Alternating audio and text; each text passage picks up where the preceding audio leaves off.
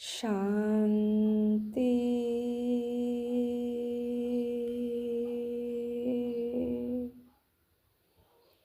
পনেরো 11/2024 প্রাতঃমুরলি। ওম শান্তি। আজকে অব্যক্ত বাপদাদা মিলন। বাবা আজকে পরম ধাম থেকে বাচ্চাদের সাথে মিলন মানাতে আসবে। তো প্রত্যেকে নিশ্চয়ই অমৃতবেলা উঠে বাবার সাথে খুব খুব শক্তিশালী চোখ লাগিয়েছেন, মিলন মানিয়েছেন। আজকে সন্ধ্যাবেলা বাবা বাচ্চাদের সাথে মিলন মানাতে আসবে, সেই অনুভব করার জন্য সারা দিন বাবার সাথে মনের আর মুখের মৌনতার প্রয়োজন। তবে সে সন্ধ্যাবেলা গিয়ে বাবাকে অনুভব করতে পারবে বাবা এসেছে। আর বাবা পরম ধাম থেকে বাচ্চাদের জন্য মিলন মানাতে আসেই আসে। আচ্ছা, আজকের বাপদাদার অমূল্য মহাবাক্য হচ্ছে, মিষ্টি বাচ্চারা নিজেকে যাচাই করো যে, পরীক্ষা করো যে কতটা সময় বাবার স্মৃতি থাকে। কারণ স্মৃতিতে থাকলেই রাত, বিস্মরণের লোকসান। বাবা কি বলছেন? নিজেকে যাচাই করো, পরীক্ষা করো কতটা সময় বাবার স্মৃতিতে থাকে। কেন? কারণ স্মরণে থাকলেই, স্মৃতিতে থাকলেই লাভ। বাবার স্মৃতিতে যত থাকবো বাবার প্রপার্টি সুখ, শান্তি, আনন্দ, প্রেম, সর্বগুণ, সর্বশক্তি কি আসবে আমার কাছে? আসবে। তার ভাইব্রেশন আমি রিসিভ করব, তাতেই লাভ। আর বিস্মরণে লোকসান। কেননা বাবা স্মরণে না থাকলে নিশ্চয় অন্য কিছু বুদ্ধিতে স্মরণ থাকে।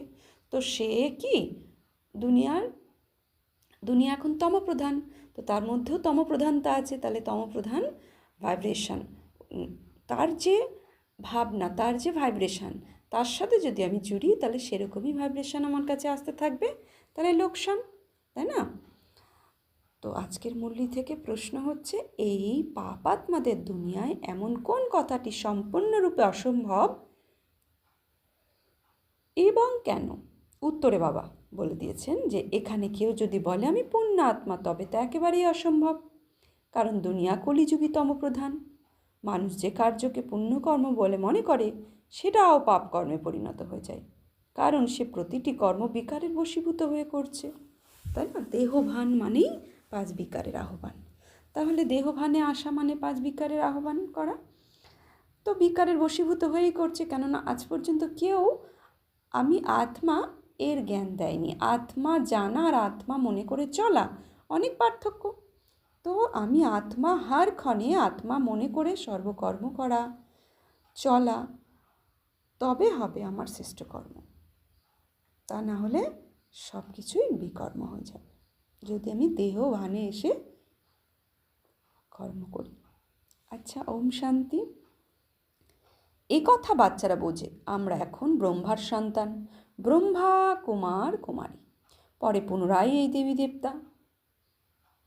এ শুধু তোমরাই জানো, অন্য আর কেউই জানে না। তোমরা জানো যে আমরা ব্রহ্মা কুমার কুমারীরা অসীম জাগতিক পড়া পড়ছি, 84 জন্মের পড়াও পড়ি, সৃষ্টিচক্রের পড়াও পড়ি। আবার তোমরা এই শিক্ষাও পাও যে পবিত্র হতে হবে। তো বাবা এসে কি কি শিক্ষা দেন? যে আমরা আমাদের সৃষ্টিচক্রের শিক্ষা দেন, 84 জন্মের পড়া পড়ান, আর পবিত্র হতে হবে এটাও পড়ান। বাচ্চারা এখানে বসে তোমরা পবিত্র হওয়ার জন্য অবশ্যই বাবাকে স্মরণ করো। নিজের মনকে প্রশ্ন করো যে সত্যি সত্যি কি আমরা বাবার স্মরণে বসেছিলাম, নাকি মায়ারূপী রাবণ বুদ্ধিকে অন্যদিকে নিয়ে গিয়েছিল? বাবা বলেছেন মামিকাম স্মরণ করো, তবেই যে আমরা বাবার স্মরণে রয়েছি, নাকি বুদ্ধি অন্য কোথাও চলে গেছে। স্মৃতিতে থাকা উচিত যে কতটা সময় আমরা বাবার স্মরণে থাকি আর কতটা সময় আমাদের বুদ্ধি অন্য কোথাও চলে যায়। নিজেদের অবস্থাকে দেখো আর তার স্থিতিকে দেখো। তো নিজের অবস্থা বাবার সাথে যুক্ত হয়ে সেটাকে জমাতে হবে। তো অবস্থাকে আমরা কতটা জমাচ্ছি, স্থিতি কতটা শক্তিশালী করছি, নাকি অন্য কিছুর সাথে জুড়ে দিচ্ছি, চেক করতে হবে। যতটা সময় বাবাকে স্মরণ করবে তাতেই পবিত্র হবে। লাভ ক্ষতিরও দিনলিপি পোতামেল রাখতে হবে। ডায়েরি লেখার অভ্যাস থাকলে স্মরণেও থাকবে, তখন লিখতেও থাকবে। ডায়েরি তো সকলের পকেটেই থাকে। যারা ব্যবসায়ী তাদের থাকে পার্থিব জগতের সীমিত ডায়েরি, আর তোমাদের ডায়েরি হলো অসীম জগতের। তাই তোমাদের নিজেদের চার্ট নোট করতে হবে। বাবার আজ্ঞা হলো কাজ কর্মাদি সব কিছুই করো, কিন্তু সময় বের করে আমাকে স্মরণ করো। নিজেদের দিনলিপি দেখে লাভের পরিমাণ বৃদ্ধি করতে থাকো, নিজের লোকসান করো না। এ তো তোমাদের যুদ্ধ, তাই না? সেকেন্ডে লাভ আর সেকেন্ডে ক্ষতি। তৎক্ষণাৎ জানা যায় যে আমরা লাভ করেছি না লোকসান। তোমরা হলে ব্যবসায়ী, তাই না? সত্যিকারের স্মরণ মানে বাবাকে স্মরণ করা মানেই আমার লাভ, আর না করা লোকসান। তো কি আমরা সত্যিকারের ব্যবসায়ী সেই অর্থে? 21 জন্মের কামাই করছি, আর যত বাবাকে স্মরণ করব ততই আমার বৃদ্ধি পাবে শক্তি। তো এই লাভ লোকসান, তো ক্ষতিরও হিসাব রাখতে হবে। তো এই আমরা হলাম ব্যবসায়ী। অতি বিরল ব্যক্তিরা এই ব্যবসা করে, সবাই তো এই ব্যবসা করে না। শক্তির কামানোর ব্যবসা। তো স্মরণের মাধ্যমে, এই স্মরণের মাধ্যমেই হয় লাভ, আর বিস্মরণে হয় ক্ষতি। তো যদি কিছু অন্য কিছু স্মরণে আসে বাবা ব্যতীত, তাহলে লোকসান হয়ে গেল। তো এগুলো থেকে চেক করতে হবে যে আমি কতটা লোকসান করছি, কতটা লাভ করছি। তো নিজেকে যাচাই করতে হবে। যারা উচ্চপদ লাভ করবে তাদের মধ্যে উৎসাহ থাকে। দেখি তো আমরা কতটা সময় বিস্মরণে ছিলাম। বাচ্চারা, এ তো জানো যে আমাদের সকল আত্মাদের পিতা হলেন পতিত পাবন। আসলে আমরা হলাম আত্মা। নিজেদের প্রকৃত ঘর থেকে, তো আমাদের প্রকৃত ঘর কোনটা? পরম ধাম। তো নিজেদের প্রকৃত ঘর থেকে আমরা এখানে অভিনয় করতে এসেছি শরীর নিয়ে। এই শরীর ধারণ করে নিজেদের পার্ট প্লে করছি। শরীর বিনাশী আর আত্মা অবিনাশী। সংস্কার আত্মাতেই থাকে। বাবা জিজ্ঞাসা করেন, হে আত্মান, স্মরণ করো যে এই জন্মেই বাল্যাবস্থায় কোনো উল্টো কর্ম হয়ে যায়নি তো? স্মরণ করো। 3-4 বছর থেকে শুরু করে স্মরণে তো সব কথা থাকে। আমরা বাল্যকালে কিভাবে জীবন অতিবাহিত করেছি আর কি কি করেছি, এমন কোনো কথা হৃদয়কে দংশন করে না তো? স্মরণ করো। সত্যযুগে পাপ কর্ম হয় না, তাই জিজ্ঞাসা করার মতন কথাও থাকে না। পাপ তো এখানেই হয়। মানুষ যেগুলোকে পুণ্যকর্ম বলে মনে করে, সেগুলোও পাপই হলো। এ হলো পাপ আত্মাদের দুনিয়া। তোমাদের আদান প্রদান হয় পাপ আত্মাদের সঙ্গে, তাই না? লেনদেন, অর্থাৎ বুদ্ধিরূপী পাত্র যদি কোনো ব্যক্তির সাথে জোড়ে, তাহলে তার কাছ থেকে তার ভাইব্রেশন, আর সে তো পুণ্য আত্মা নয়। এই দুনিয়াতে বাবা বলেছে কেউ পুণ্য আত্মা নয়, কেননা এটা পাপ আত্মাদের দুনিয়া। তো তার কাছ থেকে আমি কি তার যে ভাইব্রেশন, তার যে নেগেটিভিটি, তার মনোবৃত্তি যা, তা আমি রিসিভ করছি বুদ্ধি যদি তার সাথে জুড়ি।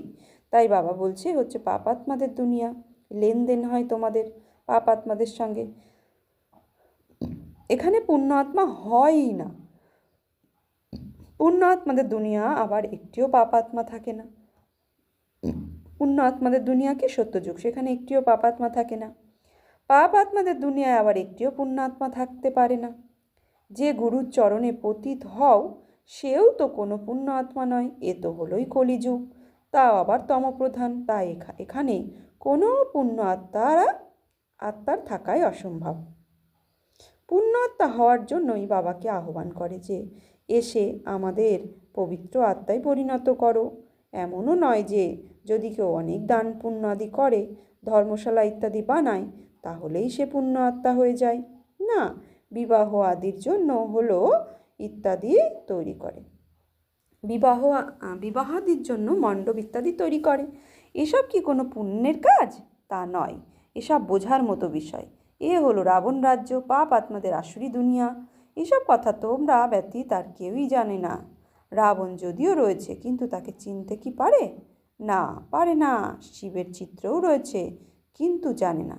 বড় বড় শিবলিঙ্গাদি তৈরি করে তথাপি বলে যে নাম রূপের ঊর্ধ্বে, সর্বব্যাপী। তাই বাবা বলেন, যদা যদা হি ধর্মস্য গ্লানির্ভবতি ভারত অভ্যুত্থান ধর্মস্য তথাত্মানং সৃজম অহম পরিত্রাণায়ং সাধুনাং বিনাশায় চ দুষ্কৃতম।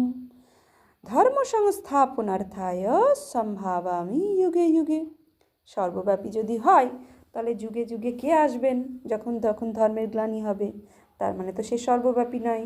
যখন যখন ধর্মের গ্লানি হবে আমি তখন তখন আসবো, তার মানে সে কোথাও না কোথাও থাকে, সব জায়গায় থাকে না। ভারতে শিব বাবার গ্লানি হয় সর্বব্যাপী বলে। যে পিতা তোমাদের বিশ্বের মালিক বানান, তোমরা মনুষ্য মতে চলে তার কত গ্লানি করো। মনুষ্য মত আর ঈশ্বরীয় মতের বইও তো রয়েছে, তাই না? এ কথা তো তোমরাই জানো আর বোঝাও যে আমরা শ্রীমতের অনুসারে দেবতা হই, রাবণ মতে পরে আমরা আসুরি মানুষ হয়ে যাই। মানুষ মনুষ্য মতকে আসুরি মত বলা হয়। আসুরি কর্তব্য করতে থাকে। মূল কথা হলো ঈশ্বরকে সর্বব্যাপী বলে দেওয়া। কূর্ম অবতার, মৎস্য অবতার ইত্যাদি আসলে কত আসুরি ছি ছি হয়ে গেছে।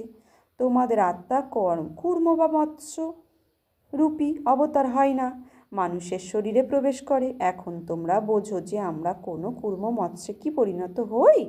না, হই না। 84 লক্ষ জনিতে জন্ম নিই না। এখন তোমরা বাবার শ্রীমত পেয়েছো। বাচ্চারা, তোমরা 84 জন্ম নাও। 84 আর 84 লক্ষর পার্সেন্টেজকে কত বলবে?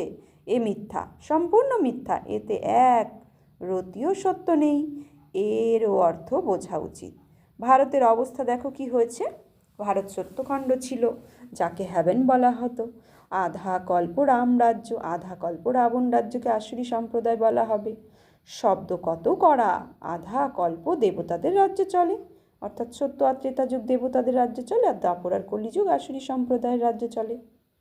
বাবা বোঝান, Lakshmi Narayan the first, the second, the third বলা হয়ে থাকে। লক্ষ্মীনারায়ণ রাজত্বকে দ্য ফার্স্ট হয়, দ্য সেকেন্ড হয়, দ্য থার্ড হয়। যেমন এডওয়ার্ড ফার্স্ট, সেকেন্ড হয়, ঠিকই তেমনই, তাই না? এডওয়ার্ড ফার্স্ট আছে না, আমরা হিস্ট্রিতে পড়েছি। তেমনই বাবা বলছে, প্রথম প্রজন্ম পুনরায় দ্বিতীয় প্রজন্ম এভাবে চলতে থাকে। তোমাদেরও প্রথমে হয় সূর্যবংশী রাজ্যে, পরে হয় চন্দ্রবংশীয় রাজ্য। বাবা এসে ড্রামার রহস্যও সঠিকভাবে বোঝান। তোমাদের শাস্ত্রতে এসব কথা নেই। কোনো কোনো শাস্ত্রে সামান্য দাগ কাটা হয়েছে, কিন্তু সেই সময় যারা পুস্তক বা শাস্ত্রে রচনা করেছে তারা কিছুই বুঝতে পারে না। বাবাও যখন বেনারসে গিয়েছিলেন সেই সময় এই দুনিয়া তার ভালো লাগতো না। ওখানে বসে বসে সমস্ত দেওয়ালে দাগ কাটতেন। বাবাই এসব করতেন, কারণ আমি তো সেই সময় বাচ্চা ছিলাম, তাই না? সব কিছু বুঝতে পারতাম না। ব্যাস, মনে হতো কেউ এমন আছে যে আমাকে দিয়ে এসব করাতো। বিনাশ দেখে ভিতরে খুশিও হতো। তখন ব্রহ্মা বাবা কী ছিল? বাচ্চা ছিল, জ্ঞানে সবটা অনুভব করতে পেরেছিল না, তো যেটুকু করেছিল সেই অনুসারে সে বাচ্চা ছিল। তাই বলছে মনে হতো যে আমাকে দিয়ে কেউ করাতো। বিনাশ দেখে মনে খুশি হতো। রাতে যখন শুতে যেতাম তখন যেন উড়োতেই থাকতাম, কিন্তু কিছুই বুঝতে পারতাম না। তো ব্রহ্মা বাবা তার অনুভব বলছেন যে শুরুতে শুরুতে তার কী অবস্থা হতো বাবা যখন তাকে দিয়ে সাক্ষাৎকার করাতো। বলছে রাতে যখন শুতে যেতাম তখন শুধুই উঠতাম, কিছুই বুঝতে পারতাম না। আমি এভাবেই দাগ কাটতে থাকতাম। মনে হতো যেন কোনো শক্তি রয়েছে যা প্রবেশ করত। আমি আশ্চর্য হয়ে যেতাম। পূর্বে তো কাজকর্মাদি করতাম, তারপর কি হলো? কাউকে দেখতাম আর তৎক্ষণাৎ ধ্যানে চলে যেতাম। আমি বলতাম এটা কি হচ্ছে? যার দিকেই তাকায় তার চোখ বন্ধ হয়ে যায়। বাবা বলছেন যার দিকেই তাকায় তার চোখ বন্ধ হয়ে যায়। আমি তাদের জিজ্ঞাসা করতাম কি দেখেছো? তখন তারা বলতো যে বৈকুণ্ঠ দেখেছি, কৃষ্ণ দেখেছি। এসবও বোঝার মতন বিষয়, তাই না? তাই বোঝার জন্য সব কিছু ছেড়ে বেনারসে চলে গেছি। বাবা বলছে আজকে যে তার জীবনে কী কী হয়েছে শুরুতে শুরুতে। বেনারসে চলে গেছি, সারাদিন বসে থাকতাম শুধু পেন্সিল আর দেওয়াল আর অন্য কোনো কাজই নেই। বাচ্চা ছিলাম, তাই না? তো ছোটোবেলায় বাচ্চারা যেমন বোর্ডের ওপর পেন্সিল দিয়ে দাগ ঘষতেই থাকে। তো শিব ব্রহ্মার বাবার যখন নতুন জন্ম হয়, শিব বাবা প্রবেশতার পরে, তখন বলছে আমি ছোট ছিলাম, পেন্সিল আর দেওয়ালে দাগ কাটতেই থাকতাম। বাচ্চা ছিলাম, তাই না? যখন এমন এমন সব দেখি তখন বুঝি যে এখন এসব কিছু করতে হবে না, ব্যবসা আদি ছাড়তে হবে। খুশি ছিল যে এই বোঝা ছাড়তে হবে। রাবণ রাজ্য তো, তাই না?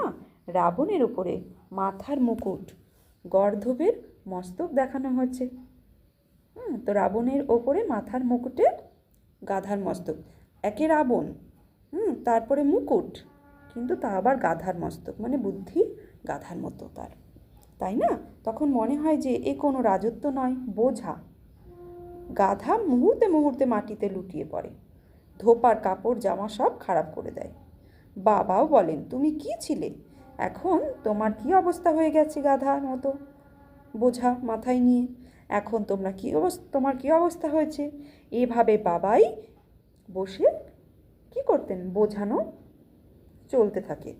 না, বাবাই বসে বোঝান আর দাদাও বোঝান, ব্রহ্মা বাবাও বোঝান, শিব বাবাও দাদাও বোঝান, শিব বাবাও বোঝান আর দাদাও বোঝান, দুজনেরই বোঝানো চলতে থাকে। জ্ঞানকে যারা ভালোভাবে বোঝাতে পারে তাদের তীক্ষ্ণ বুদ্ধি সম্পন্ন বলা হয়। নম্বরের ক্রমান্বয়ে তো হয়, তাই না? বাচ্চারা, তোমরাও বোঝাও, এই রাজধানী স্থাপিত হচ্ছে, অবশ্যই নম্বরের ক্রম অনুসারেই পদপ্রাপ্তি হবে। আত্মাই প্রতি কল্পে নিজের পার্ট প্লে করে, সকলেই সমানভাবে একই রকমের জ্ঞান ধারণ করবে না, এই স্থাপনাই বিস্ময়কর। অন্য কেউ কি আর স্থাপনার জ্ঞান দেয়? না, দেয় না। মনে করো শিখ ধর্মের স্থাপনা হচ্ছে, শুদ্ধ আত্মা প্রবেশ করেছে, আর কিছু সময় পরে শিখ ধর্মের স্থাপনা হয়েছে।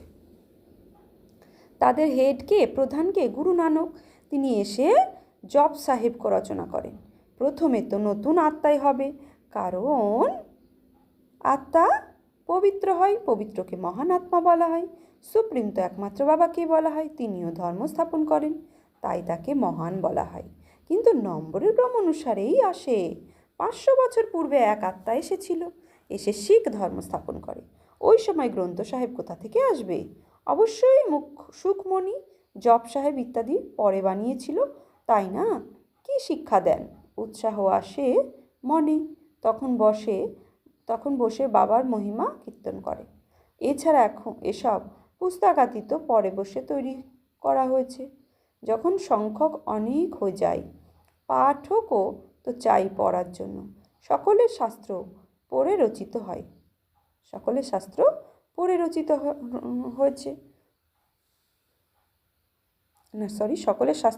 রচিত হয়েছে। যখন ভক্তিমার্গ শুরু হয় তখন শাস্ত্র পাঠ করে। জ্ঞান তো চাই, তাই না? প্রথমে শতপ্রধান হয়, পরে শত রজ তমতে আসে। যখন অতি বৃদ্ধি হয় তখন মহিমা কীর্তন হয় আর শাস্ত্রাদি রচিত হয়। তা না হলে বৃদ্ধি কে করবে? ফলোয়ার্স তো হতে হবে, তাই না? তখন শিখ ধর্মের আত্মারা আসবে, যারা এসে ফলো করবে। তাতে অনেক সময়ের প্রয়োজন। নতুন যে আত্মারা পরম ধাম থেকে আসে তাদের তো কোনো দুঃখ থাকে না, ল বলে না, তাই না? তাদের যে দুঃখ থাকে এটা আইন বলে না, আইন অনুসারে তাদের কোনো দুঃখ থাকে না, এটাই নিয়ম। আত্মা যখন শতপ্রধান থেকে শতরজতমতে আসে তখন দুঃখ শুরু হয়। তো কেউ যদি এক জন্মই পরমধাম থেকে এসে এই দুনিয়াতে রাজত্ব করে, এক জন্ম, আর বাদবাকি জন্ম পরমধামে থাকবে বাদবাকি সময়টা, তো ওই এক জন্মের মধ্যেই তার শতরজতম স্টেজ ক্রস হবে। তো যখনই সে জন্ম নেবে তখন তার দুঃখ হয় না, কিন্তু শেষের দিকে একবারই জন্ম পাবে সে, তাহলে জন্মের শেষের দিকে গিয়ে তার তমপ্রধান অবস্থাটা সে দুঃখী হয়। তো এই হচ্ছে ল। তো বাবা বলছেন, তো লও আছে, নিয়মও আছে না। এখানে হলো মিক্স আপ, রাবণ সম্প্রদায় রয়েছে, আবার রাম সম্প্রদায় রয়েছে, এখনও তো সম্পূর্ণরূপে তৈরি হয়নি। সম্পূর্ণ হলে তখন শরীর ত্যাগ করে দেবে। যারা কর্মাতীত অবস্থা প্রাপ্ত করেছে তাদের কোনো দুঃখ থাকতে পারে না, তারা এই ছি দুনিয়ায় থাকতে পারে না, তারা চলে যাবে। বাকি যারা থেকে যাবে তারা এখনও কর্মাতীত হয়নি। সকলেই তো একসঙ্গে কর্মাতীত হতে পারে না, যদিও বিনাশ হয় তথাপি কিছু তো বেঁচে থাকবে, প্রলয় হয় না। গায়নও করে যে রাম গেছে, রাবণ গেছে, রাবণের অনেক বড় পরিবার, আমাদের পরিবার তো ছোট, এখানে অনেক ধর্ম, বাস্তবে সর্বাপেক্ষা বড় পরিবার তো আমাদের হওয়া উচিত, কারণ দেবী দেবতা ধর্ম সর্বপ্রথমে আসে। এখন তো সব মিলে মিশে গেছে, তাই না? খ্রিস্টান অনেক হয়ে গেছে। যেখানে মানুষ সুখ দেন, পদমর্যাদা দেখে, তখন সেই পদমর্যাদা গ্রহণ করে। যখন পোপ আসে তখন অনেক খ্রিস্টান হয়ে যায়, তখন বৃদ্ধিও অনেক হয়। সত্যযুগে তো হয় এই পুত্র সন্তান, এক কন্যা সন্তান, আর কোনো ধর্মের এমন বৃদ্ধি হয় না। এখন দেখো খ্রিস্টান সর্বাপেক্ষা অধিক, যারা অধিক সন্তানের জন্ম দেয় তারা পুরস্কার পায়, কারণ তাদের তো তাদের অনেক মানুষ চাই, তাই না? যারা মিলিটারি যুদ্ধের কার্যে ব্যবহৃত হবে, অনেক হচ্ছে জন্ম নিলে কী হবে, যারা মিলিটারি যুদ্ধের কার্যে ব্যবহৃত হবে তারাও তো খ্রিস্টান। রাশিয়া আমেরিকা সকলেই খ্রিস্টান। একটি কাহিনী রয়েছে, 2 বানর লড়াই করে আর মাখন বিড়ালে খেয়ে যায়। তো এ হচ্ছে পাণ্ডব, যারা বাবার বাচ্চা, তারা মাঝখান থেকে মাখন খেয়ে যাবে, আর মানে বিরোধী পক্ষ যারা তারা মারামারি করবে, যুদ্ধ করবে, লড়াই করবে।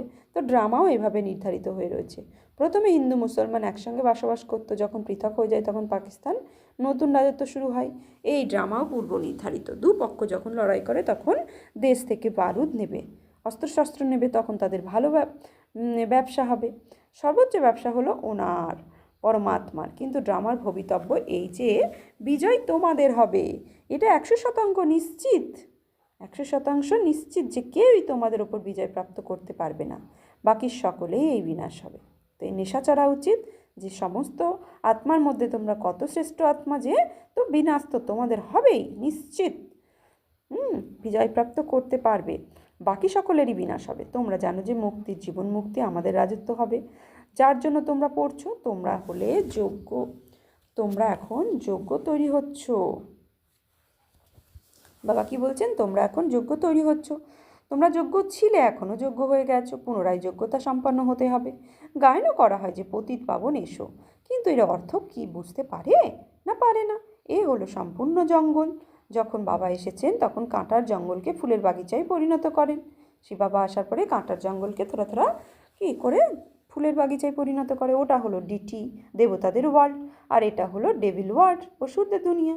মনুষ্য সৃষ্টির সমগ্র রহস্য বুঝিয়েছেন। তোমরা এখন বুঝতে পারো যে আমরা নিজেদের ধর্মকে ভুলে নিয়ে ভ্রষ্ট হয়ে গেছি। সর্বকর্ম এখানে বিকর্মই হয়ে যায়। কর্ম অকর্ম আর বিকর্মের গতি বাবা তোমাদের বুঝিয়ে বলেন। কর্ম হচ্ছে শ্রেষ্ঠ কর্ম, বিকর্ম হচ্ছে 5 বিকারের বশীভূত কর্ম, আর অকর্ম হচ্ছে কর্ম করেও কর্তাপান না থাকা, অকর্ম হয়ে যায়। যেটা সত্য যুগে হবে, কর্ম অকর্ম হয়ে যাবে, অর্থাৎ আমি করেছি এই ভাবনা থাকবে।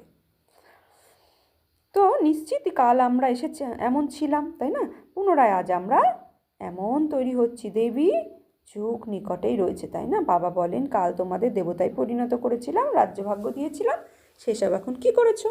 এখন তোমাদের স্মরণে এসেছে যে ভক্তিমার্গ আমরা কত ধন সম্পত্তি নষ্ট করেছি, যেন কালকের কথা, তাই না? বাবা তো এসে হাতের ওপর স্বর্গ রাখেন, এই জ্ঞান বুদ্ধিতে থাকা উচিত। বাবা এও বুঝিয়েছেন যে সেই চোখ কত ধোকা দেয়। ক্রিমিনাল আইকে জ্ঞানের মাধ্যমে সিভিল বানাতে হবে। আচ্ছা, মিষ্টি হারানিধি বাচ্চাদের প্রতি পিতা বাপ দাদার স্মরণের স্নেহ সুমন আর সুপ্রভাত।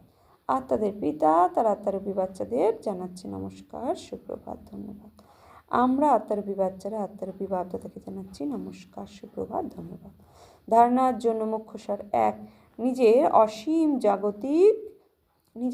জাগতিক ডায়েরিতে নিজের চার্ট নোট করতে হবে যে আমরা স্মরণ থেকে কতটা লাভ বৃদ্ধি করতে পেরেছি, লোকসান হয়ে যায়নি তো, স্মরণের সময় বুদ্ধি কোথায় কোথায় গিয়েছিল। 2, এই জন্মে বাল্যকাল থেকে আমাদের দ্বারা কী কী উল্টো কর্ম বা পাপ কর্ম হয়েছে তা নোট করতে হবে। যে কথা হৃদয়ে দংশন করে তা বাবাকে শুনিয়ে দিয়ে হালকা হয়ে যেতে হবে। এখন কোনো পাপ কর্ম করা উচিত নয়। বরদান, কর্মবন্ধনকে সেসব বন্ধনে পরিবর্তন করে সেবার বন্ধনে পরিবর্তন করে সকল থেকে ডিটাচার পরমাত্মার প্রিয় ভাব।